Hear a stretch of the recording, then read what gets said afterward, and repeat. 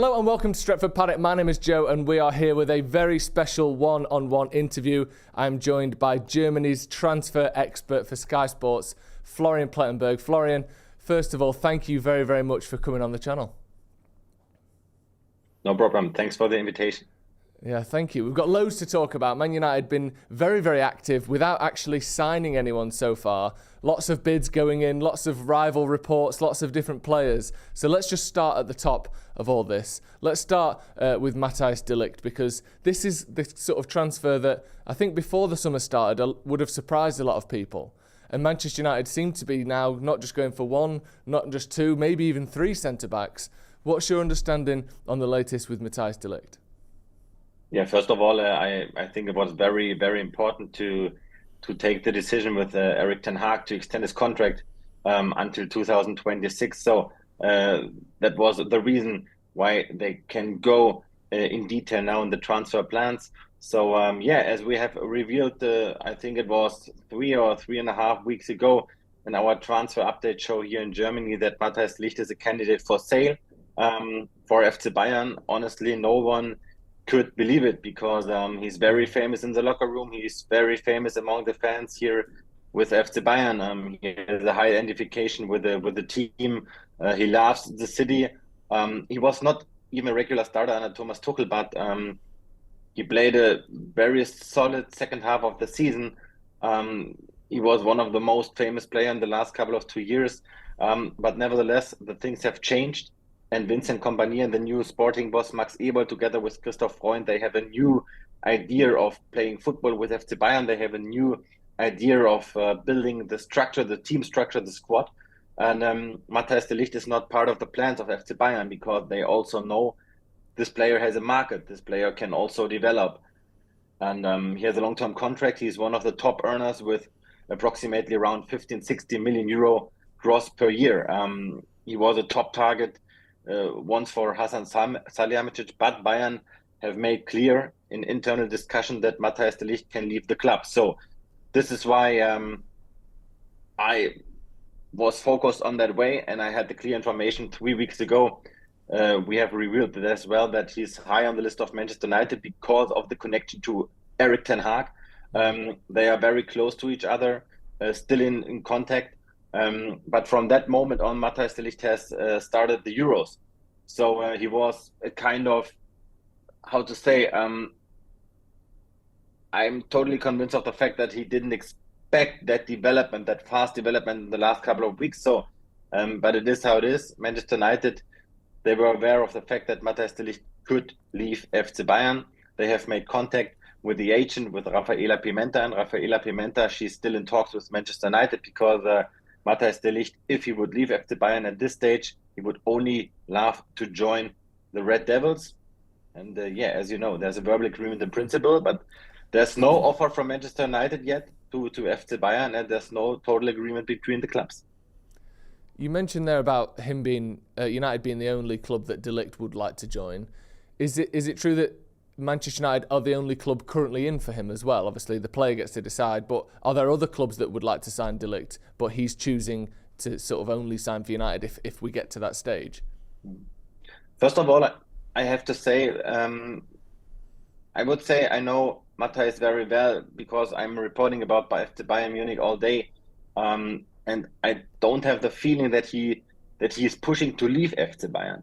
My clear information is he wants to finalize the Euros. Then he would like to come back to Bayern Munich to have a personal chat with the bosses, because there was no personal chat from eye to eye between the bosses and Matthijs de Ligt in the last couple of days, because he is part of the Dutch team. So the contact is between FC Bayern bosses and between the agent Rafaela Pimenta. But my clear understanding is that Rafaela Pimenta is not negotiating with PSG or other clubs. She's only in talks with Manchester United to find the best solution for Matthijs de Ligt. For sure, we have to speak about a 4 or 5 years contract. We have to speak about a very, very high salary. But we also have to speak about what Bayern demand. And Bayern demand around 15 million euro plus add-ons. That's not cheap. That's definitely not cheap. But in case that Matthijs would really leave FC Bayern, he would love to join Manchester United. Just finally on De Ligt before we move on, because obviously we've got a lot to get through, because United are actually making some transfers for once. Do you get the feeling that United would be willing to pay that 50 million euros fee? Do you think do you get the feeling that a fee could be agreed for De Ligt? Well, honestly, difficult to say. It's not cheap. It's not cheap. I assume that Bayern would agree a deal in the range of 50 million euro all in, because at FC Bayern they are also focused on Jonathan Tah with Bayern with Leverkusen. There's a verbal agreement in place about a contract until 2029. But first of all, Bayern need to sell players, and they need to sell Matthijs de Ligt in order to finalize the deal structure with Jonathan Tah, in order to find an agreement with Bayern with Leverkusen. But to be honest, there's not a rush in this position, in this personal affair. So let's see what will happen after the Euro. I don't expect a total agreement in the next 24, 48, 72 hours. Let's see how it will work out if the Dutch team wouldn't achieve the final at the Euro. But yeah, I would be very sad to see him leaving, honestly, because Matthijs de Ligt is a great character, great mentality, leading figure, top player, speaking German, very important. What I mean with speaking German, very important for the mixed zones, because there are not so many players you can get for an interview, you can get for statements after the matches. But Matthijs de Ligt, he's a leader who has also a very regular and strong opinion after the matches. Sounds like he's a great player. It sounds like the sort of character that United need in the dressing room. So, hopefully a deal can be agreed there once the Euros have ended, like I said. Let's move on to another centre-back then, because this seems to be the area that United are really going all out for. There's mentions of Zirkzee up front, there's mentions here and there of fullbacks and midfielders, but we're linked very heavily with multiple centre-backs at the moment. Let's move on to another one, Leny Yoro. Now, this is a player that 2 weeks ago, it looked as though Real Madrid had this transfer wrapped up. It looked as though he would be going there either later in the summer or potentially next summer for a free. Now the reports coming out yesterday that I believe you confirmed as well that United have had a bid accepted by the club Lille for Leny Yoro of around 60 million euros. The reports, however, range anywhere from he's not going to go to United because he's agreed to join Real Madrid, whereas you have said he's undecided about his future, whether he'll go to Real Madrid or not. What is the latest with this? Have United had a bid accepted, and is there a chance that Yoro could choose Manchester United? To my information, Manchester United have the target to sign two center backs, to sign two central defenders. That's why you cannot say if a transfer for Matthijs, or if a transfer with Leny Yoro would be finalized, a transfer for Matthijs de Ligt would fail. So I think two central defenders are definitely possible for the Red Devils.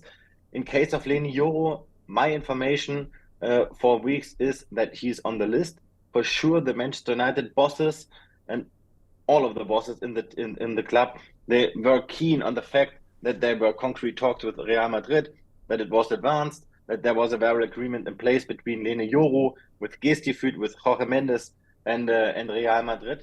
But as you can see it, you can also see it with Alphonso Davies.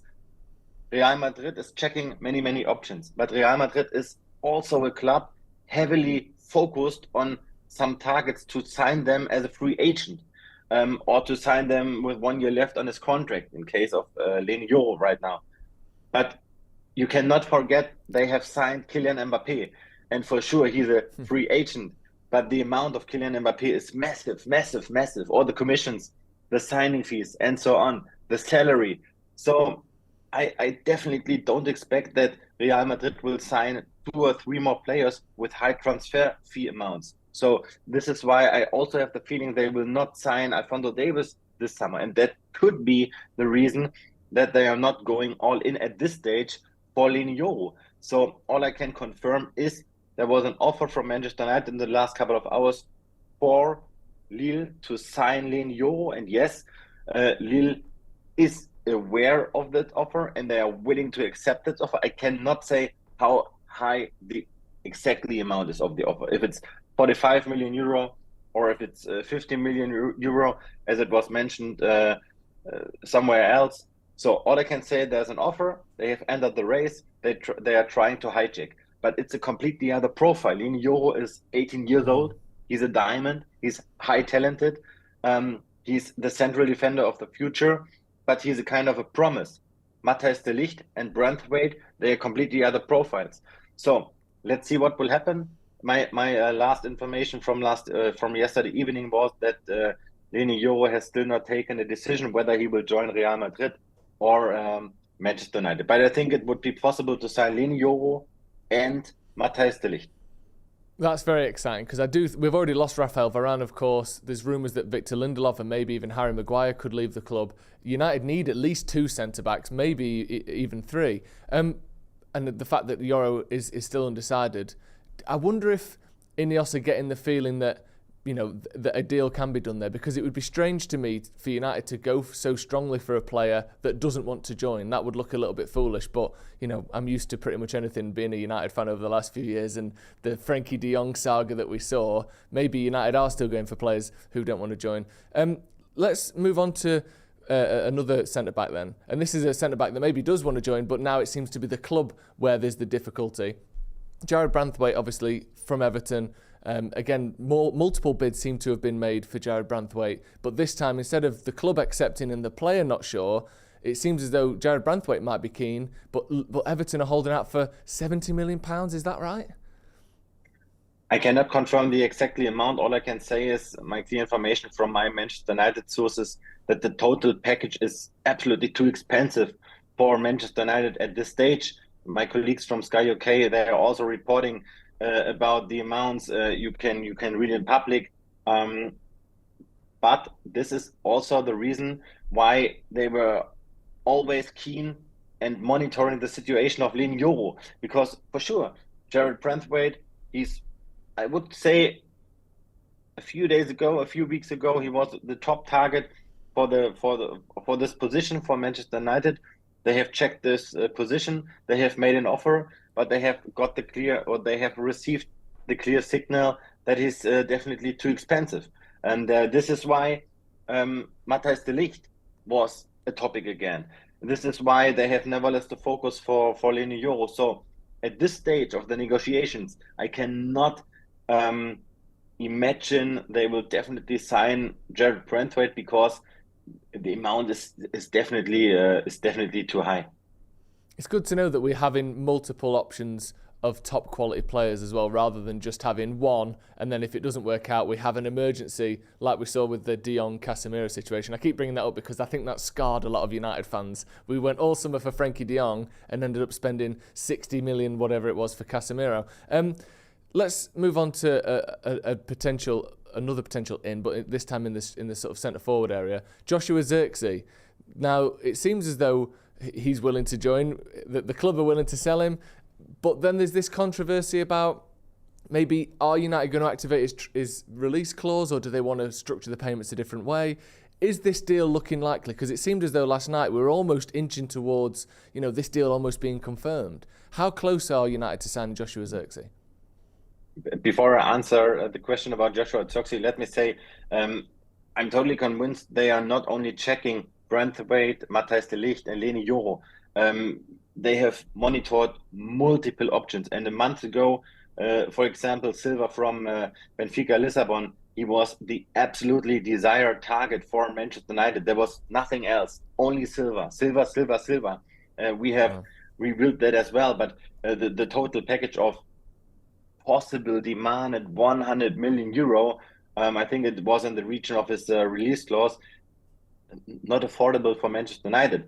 And they are also monitoring the situation of Min Jae Kim from FC Bayern, another potential player for central defense, but he wants to stay at FC Bayern. So you can see they have checked out many options on the market. Now, let's speak about Joshua Zirkzee. My clear understanding is there's a verbal agreement in place right now between Manchester United, because between his agent, Kia Joorabchian, and the player Joshua, he has also given the green light for a permanent deal with Manchester United. But we don't have to forget his passion, his motivation was originally to stay in Serie A in order to join AC Milan, but that didn't work out. Zlatan Ibrahimovic have confirmed it. Manchester United, they were definitely keen on Joshua Zirkzee month and month ago. We have also revealed that in our transfer show. He was high on the list because the package of development, age, qualities, and the price is very, very good. So 40 million, it's not a cheap thing. To my understanding, it will end in the region of 35, 40 million euro. Bayern Munich, with a 50% sell-on clause, they expect to achieve 70, 80, 90, 20 million euro in part of that deal. So I'm convinced that deal will happen in the next couple of days. I'm convinced that Zirkzee will join Manchester United to sign a contract probably until 2029. And I'm totally convinced he would be a massive signing for the Red Devils. But let's see if he can enjoy the Premier League, totally different league compared to the Bundesliga, compared to Serie A, but a top striker, top potential. I like him a lot. Brilliant. Well, that's good to hear. You're convinced that he's going to join. That's what we wanted to hear. It's nice that United feel like we haven't signed players this early, and you mentioned there 40 million euros isn't cheap, but for the market that United tend to work in, that's very much at the lower end. And the same with De Ligt, even 50 million euros. United have spent 80 million pounds on Harry Maguire. Was it 80 million on Anthony as well? 70 million on Casemiro. United have been up here, and finally it seems as though we're getting some good deals. Moving on to another player then, Ugarte of PSG. This is an interesting one of, is it going to be a loan? Will it be a permanent deal? Is the interest as strong as some people are saying that it is? What's your understanding of this deal? Obviously, hard-hitting central midfielder from PSG. Yeah, I can confirm that the interest is very concrete in signing Ugarte from PSG. There are talks about the deal structure. Maybe it's a loan with an obligation to buy or an option to buy. Maybe it's a permanent deal.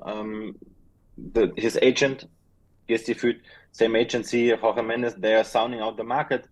He was offered to another clubs, Borussia Dortmund, but he's not affordable for Borussia Dortmund. He's not a high topic for FC Bayern because they are on the verge to sign Joao Palhinha in the next couple of hours. So Ugarte, I think it's a very, very interesting player with a profile you cannot find so often in the squad of Manchester United. So let's see if it will work out. I cannot give you any numbers, any figures of that deal right now. That's too early to say. All I can say is that he's definitely a top target for this position for the Red Devils right now. When you say it's a profile that we don't have very much at Manchester United, how would you describe his profile for people who haven't seen much of him? What kind of player is he? Well, I would say he's a physically player, but he's also a player who can hold the number 6 position, who can also play a number 8 position. I think he's defense oriented, or how do you say it? Yeah, his orientation is much more in the defense, and I wouldn't say he's a holding number 6. I think he's a versatile player around the number 6 position, but I think he's very good with the ball. But you cannot forget he hasn't had a very good season with PSG, so he haven't played much, or he haven't received many minutes in the last couple of seasons. So let's see if he could help Manchester United immediately if he would join them. But I think he's a top player, and he's a good player for the Premier League. Hopefully the fact that he's not maybe had such a good season is why we might get him for a little bit cheaper. Just moving on finally to Mason Greenwood, obviously one of the sort of, when he first came through at Manchester United, one of the great talents that we'd seen from the youth academy. We don't need to go into why he's being sold, of course, but it looks like he is being sold, and Marseille seems to be the destination. Is that a done deal as far as you're aware? Well, whenever you will speak to me, I can only give you information I have received on my smartphone with my network. In that case of Greenwood, I don't have own information, so for me it's very difficult to say if it's a done deal with Olympique Marseille. All I can say, my colleagues from Sky UK, I think they have reported about that deal, that the deal is possibly in place. So it's worth to look at Sky UK in that matter. Absolutely no problem there. Thank you, Florian, very much for coming back on.